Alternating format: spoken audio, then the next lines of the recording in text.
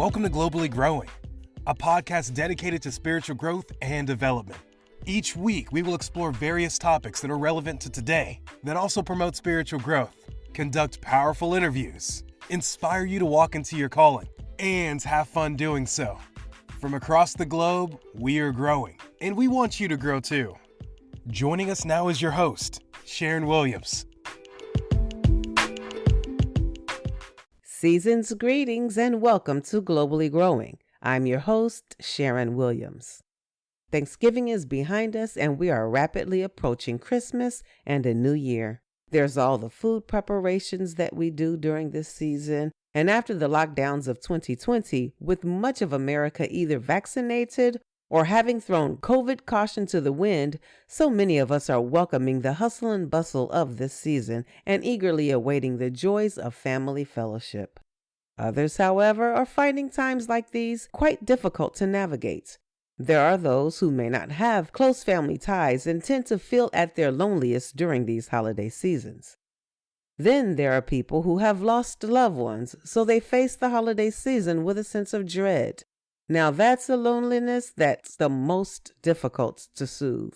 As Christians, many of us embrace Isaiah's messianic promise to appoint unto them that mourn in Zion, to give unto them beauty for ashes, the oil of joy for mourning, the garments of praise for the spirit of heaviness. We embrace this promise, but sometimes find little solace in these words when our wounds are so fresh. This is why I've invited our guests to be on the podcast throughout this holiday season to share their story of love, loss, and restoration. Mbulelo Gqeba, a prophet and pastor, has been a dear friend of mine since 2002. I met his lovely wife, Pulane, shortly after I moved to South Africa in 2008. The Gqebas have a beautiful family consisting of 4 daughters, one of which has gone on to be with the Lord. I spent a considerable amount of time with them during my stay in South Africa and consider them as my blood. After all, we do share the blood of Christ. Mbulelo is my brother, Pulane is my sister, and their babies are my babies. After meeting Pulane, we lost contact for almost a year. Then one day I bumped into them during a church service in December of 2009. I remember the encounter as if it was yesterday. I recall looking at Pulane at first glance that day thinking, she looks like she's about 7 months pregnant. Never having been pregnant a day in my life, I had no idea why my perception was so precise. But then when I looked at her closely, she didn't look pregnant at all. So needless to say, I was baffled by my own thoughts. When I finally got the opportunity to catch back up with Mbulelo a few days later and shared how I thought Pulane was 7 months pregnant when I first saw her, he replied, "That's how many months she was when we lost the baby." This was when I discovered that this precious couple was in the throes of grief. I've always been of the opinion that there is no loss greater than that of one's own child. And their story seemed to confirm that notion for me. As first-time parents, how did they manage to overcome such tragedy? Did they blame God? Did they blame themselves? What did their healing process look like? And how did they manage to process the pain of their loss during birthdays, anticipated milestones, and holiday seasons? A few weeks ago, I had the privilege to ask them these questions to learn how they overcame the tragedy of loss in their lives. Their message of hope and deliverance is inspiring, to say the least. Over the next few weeks, we will explore how God can heal from the trauma of loss and how you can manage your grief during these extremely difficult periods of time. For context, this week you will meet Mbulelo and learn about his life before meeting Pulane. And now for the interview. Mbulelo and Pulane, welcome. I'm so excited to have you here today. Hi, Sharon. Hi, Sharon. I'm so glad you're willing to stay up in all hours of the night to hang out with your CC. Are we? I'm so tired, eh? We're all tired. Hey, but the work of the Yeah, Lord must continue, right? yeah.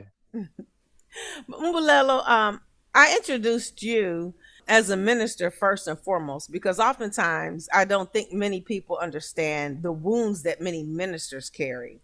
Oftentimes ministers are looked upon as the superhero, the prophet, the man of God.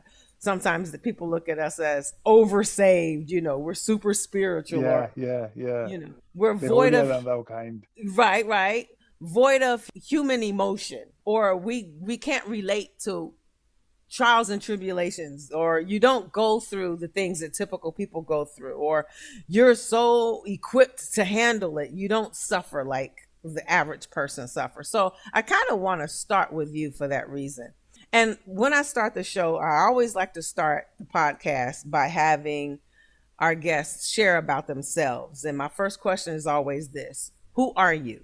And I want to ask you both this question, but as a minister, because you're a minister, a prophet, a man of God, and because we're in different cultures and people are listening from anywhere in the world with vast different cultures, I want to find out who you are from a cultural perspective, a spiritual perspective. So the question is two-part: who was Mbulelo, and who is Mbulelo? Mm-hmm. Who Tell us about who the pre-saved Mbulelo was, who I think was a doozy from the stories I remember, and who is the super saved, Doozy. who's the oversaved man of God with the clergy collar, Mbulelo. Well, Mbulelo is a Xhosa boy. I'm born in South Africa, and I am Xhosa. I was born in 1973. I'm told it was on a Thursday. I like saying that. Or in November. I am born from a typical family in the township. You call it the wood. Is it the wood or the wood? We don't. You mean in The my wood. country? You think we call it the wood? The woods? Uh-huh. You saying in the woods? Yeah. Well, no, Not woods. I don't think we would have said. Not the wood of making fire. How? Mbulelo, I don't know what country you think I'm from, but I don't think we call it the woods. Maybe the backwoods or something like that. Okay, I'll let you pass. Continue. Oh, okay. Yeah. So I come from a typical Black South African family where everything was hard. Everything was hard. I remember even today, I don't eat chicken feet because there was 13 of us in a 4-roomed house. I'm in only children without counting adults. So whenever, after 3 months, when my grandmother would get her old age pension, she would buy a live chicken. And then all 13 of us would share 2 feet of that chicken. And being the last born, I would get the pinky of the fingers. And everybody would share in that. So even still today, I don't eat that because I hate it. It reminds me of those days. Because there's nothing left on that pinky but the toenail, right? I mean, where's the beef? Yay! Yay!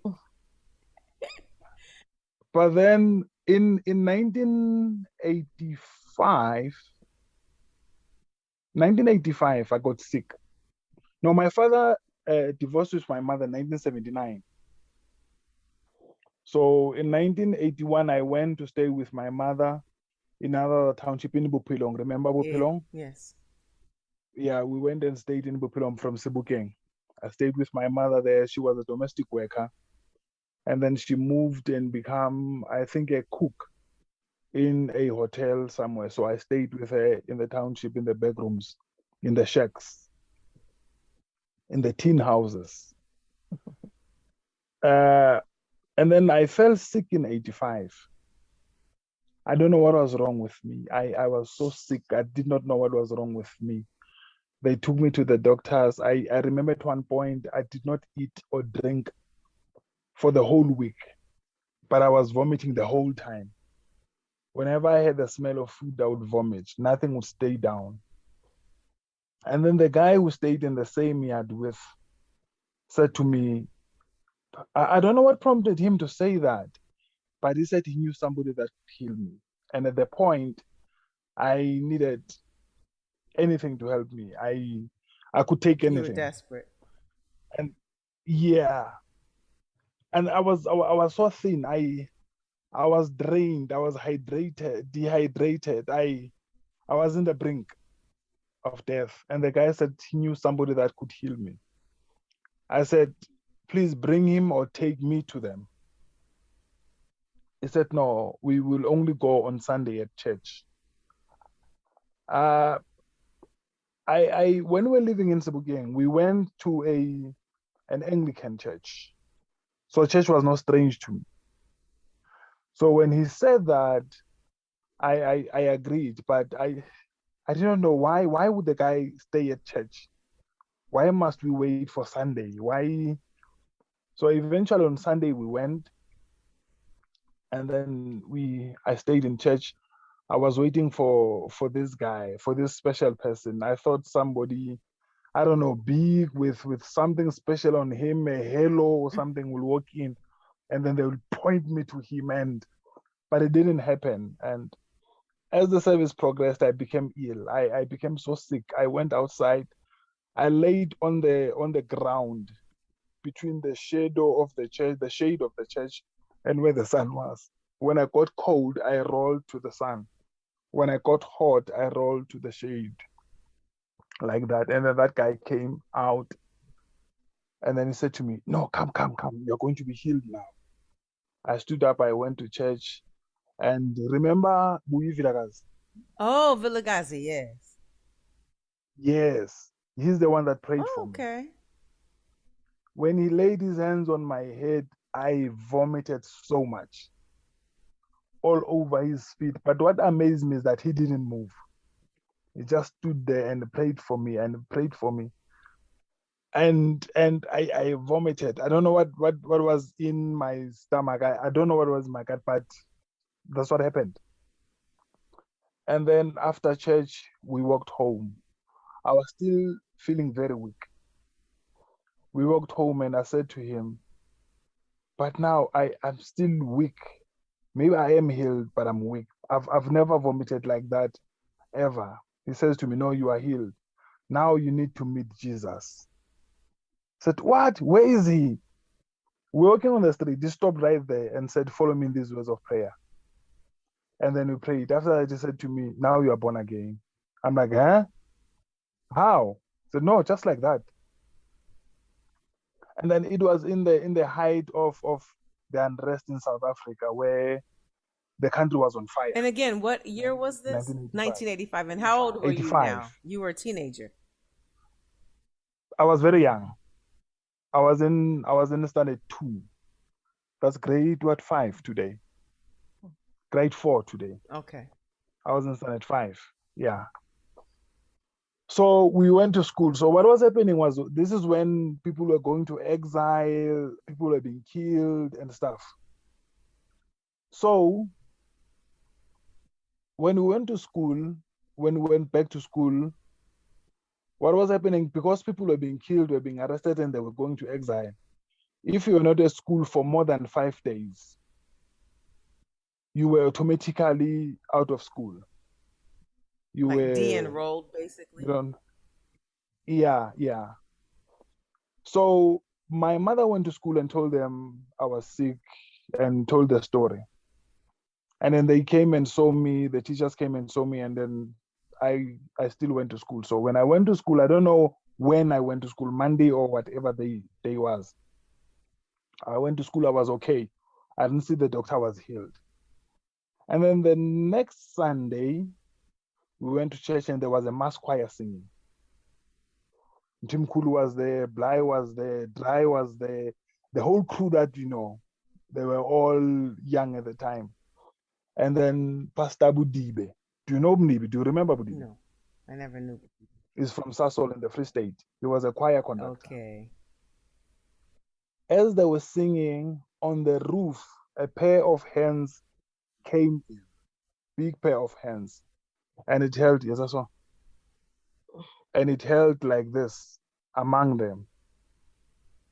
And then I was amazed at this. I have never seen something like that. So you saw Nobody was. You saw like in the spirit, you saw a pair of hands. Or At the time, I did not know whether it was in the spirit or what, but I was sitting there and I saw what was okay, happening. But nobody was moved, nobody was shoved, nobody was squashed, but it just came amongst them and then held like a like big that. pair of hands, a huge pair of hands. Yes, Okay. yes. That suited the mass choir of about 20, 30 people. Oh, okay. And then I went to Pastor Mtimkulu at the time. He was the youth leader. And I told him what had happened. And then he laughed And at me. again, you're still a small child. Yes, yes. That was a week after I was born again. Okay. And now, a quick word from our sponsor. Globally Growing is brought to you by Anchor. If you haven't heard about Anchor, it's the easiest way to make a podcast. And let me explain. First of all, it's free. And that's a price point you can't beat with a stick. Plus, they have these creation tools that allow you to record and edit your podcast right from your phone or computer. It's everything you need to make a podcast in one place. Download the free Anchor app or go to anchor.fm to get started. Flip on. I ran so fast. He wouldn't get me. Then I went full time to politics. It's a whole lot easier to be in, especially during such a volatile season. Then it's politics, I'm sure, was quite attractive to people during that season. Yes. Eh? Because I know a lot of those preachers, like the Teklas, I think were quite busy in politics around. Yes, Mbele too. And Mbele, yes. They were all into politics around those seasons, right? So I went in and I joined the ANC at the time in the youth structure. Which is where Nelson Mandela started earlier, right? Wasn't he? Yes. We all started there when we were young. I joined the youth league. At the time, it was not called the ANC Youth League or ANC anything. It was the Vasco, Val, Transvaal Congress, Val Student Congress, and so on. Then I joined those, and then I went up the ranks, and police detected I was in there. So that's when everything started. Eventually, I went to exile. So after 10 years in 1997. Okay, you went into exile where? We started in Lesotho. Okay, so you literally fled the country. Yes. And that's because the police were after you? Yes. Okay. For 10 years you were in exile. For 10 years I was in politics. For 10 years I ran away from church. Oh, okay. I thought you said you were in exile for 10 years. I'm sorry. No, actually I don't know how long. I was sick. I had a mental sickness. I don't know what it is. When I came back, when they diagnosed me, they said I had a partial amnesia. A partial amnesia? Yes. Like you forgot a bunch of stuff? Yes. So your mind remembers what it remembers and it chooses to forget what it chooses to forget. So what is it that what was it, like a chunk of time you forgot? Like, was it a part of the time that you were in politics? In exile. Yes. It was, oh, wow. Okay. I forgot people, I forgot events, I forgot places, and so on. Okay. And then in 95, I went back to the Lord. Okay. So that's the 10-year stretch that you were in the belly of the whale. Yes. No. In 87, I ran from church. In 85, I came back. But in 97, I went to ministry. That's the 10 years I'm referring to. Oh, okay. So you were running from ministry. Yes. Okay. So you stayed in church the entire time you were in politics? No, I didn't. I came back in 94 after voting. Oh, okay. Oh, okay. You see, years now that amnesia kicking in. It was in 95 when I came back. He said to me, you ran away for too long. Now the time is imminent. You either come with me or you're facing the grave. I'd rather lose you than lose the whole nation I'm putting behind you. Wow. Now, during that period of time, were you having any dreams and visions? I have had dreams since those hands. Okay. Yeah, they never stopped. they never stopped. I would see time past, I would see the future, I would see what was going to happen. People that were with me, if we were going to be attacked, I would know that everybody that I was with, they all came back alive because we knew what was going to happen with premonitions and stuff. So, okay, but so you wouldn't necessarily ignore them. You knew they were prophetic. In our culture, we have sangomas, people are Which are spiritually witches. gifted. Okay. Yes, well, that's what you call them. Yeah. People that are spiritually gifted. So I was more comfortable with that because that was easily in us as Black people. Okay. So they probably thought that was that. And that's so ingrained in your culture that wasn't even surprising to you. Is that correct? No. Not to me, not in most people. Okay, so now fast forward.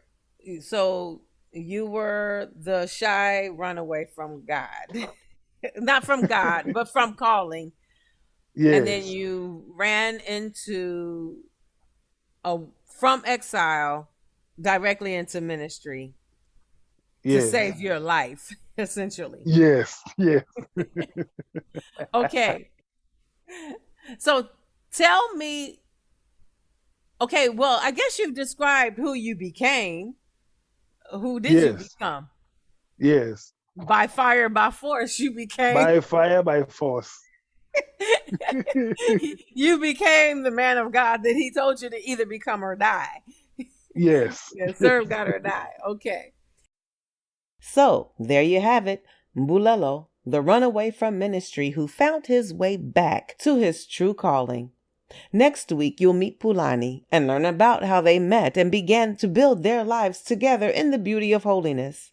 I want to thank them both for sacrificing time and sleep to join me for this interview.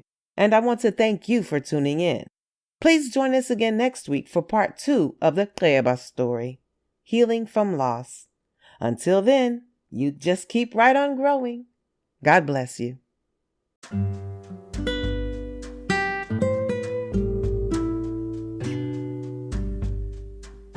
Thanks for tuning in to Globally Growing.